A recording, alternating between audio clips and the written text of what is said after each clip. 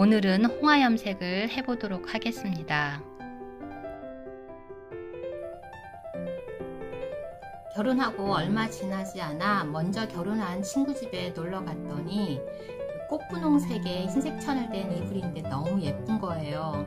이쁘기도 하지만 또 그 신혼 냄새가 물씬 나서 이 다음에 나도 딸을 낳으면 결혼할 때 저런 이불을 하나 해줘야겠구나 라고 생각했던 적이 있습니다. 연지곤지며 신부의 한복 치마에도 홍화를 쓰는데요. 왜 신부에게는 홍화일까요? 아마 외적으로는 그날의 주인공인 만큼 화사하고 예쁘게 꾸며주기 위한 것도 있었을 것이고, 또 그때 당시만 해도 붉은색이 굉장히 귀한 색이기 때문이기도 했을 거예요. 그런데 제가 이렇게 홍화 얘기를 하는 걸 보니까 뭔가 거기에 다른 의미들이 있지 않을까 싶지는 않으세요? 한번 보겠습니다. 먼저 홍화의 효능에 대해서 살펴보겠습니다. 홍화의 효능을 검색해보면 홍화에 함유된 비타민 E, 미네랄, 플레아보노이드 성분이 세포 손상을 예방해주고 면역력을 높여준다고 합니다. 혈액 관련으로는 혈액순환을 돕고 어혈을 풀어주며 월경불순과 생리통을 완화시켜주며 호르몬 균형에 도움을 주어 갱년기 증상 완화에 좋다고 합니다. 자궁에 피가 뭉쳐 있거나 월경불순 또는 몸이 차면 결혼해서 그 집안에 대를 이어야 할 때 문제가 생길 수 있으니 이러한 효능 때문에 신부의 몸을 챙기는 역할로 홍화를 이용했던 것이죠. 이에 외에 체내의 독소를 제거하고 간 기능 개선과 관절 건강에 효과적이라고 합니다. 오늘 준비한 재료의 양은 홍화 1200g에 오미자 900g인데요. 홍화의 양이 많아지면 비례했을 때 오미자의 양을 좀 적게 써도 됩니다. 그리고 천도 더 진한 색을 얻고자 하면 천의 양이 줄어드니까 요거 참고하시고요. 잿물은 15에서 20L, 그리고 발효할 때는 독고마리 잎이 있으면 좋습니다. 촉매제로 쓰게 될 오미자 식초는 염색 3일 전에 담가 놓으면 됩니다. 홍화를 이꽃이라고도 하는데요. 이꽃에 있는 붉은색을 빼주기 위해서는 잿물이 필요합니다.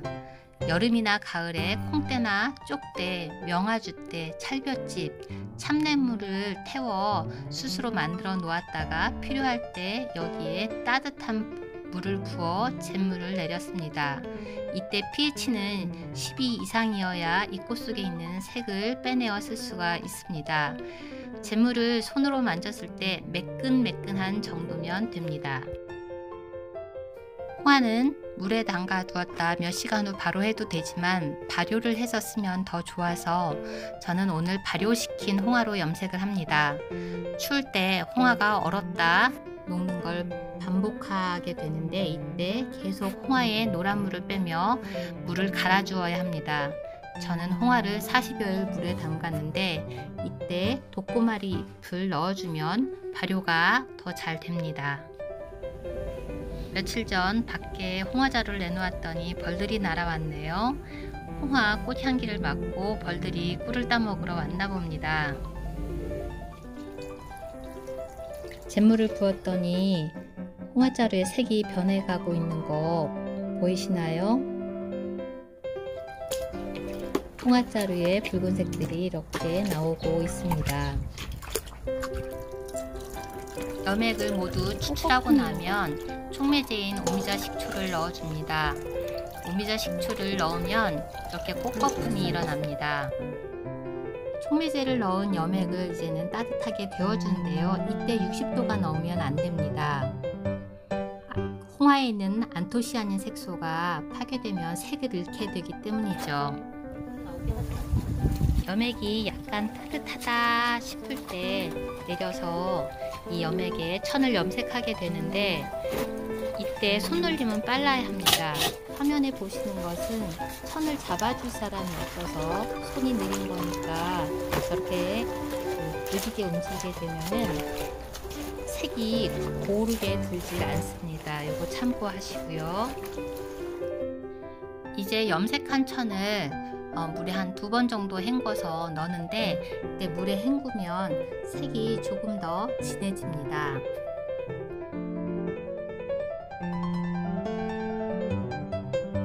염액의 농도에 따라 이렇게 다양한 색을 얻었습니다.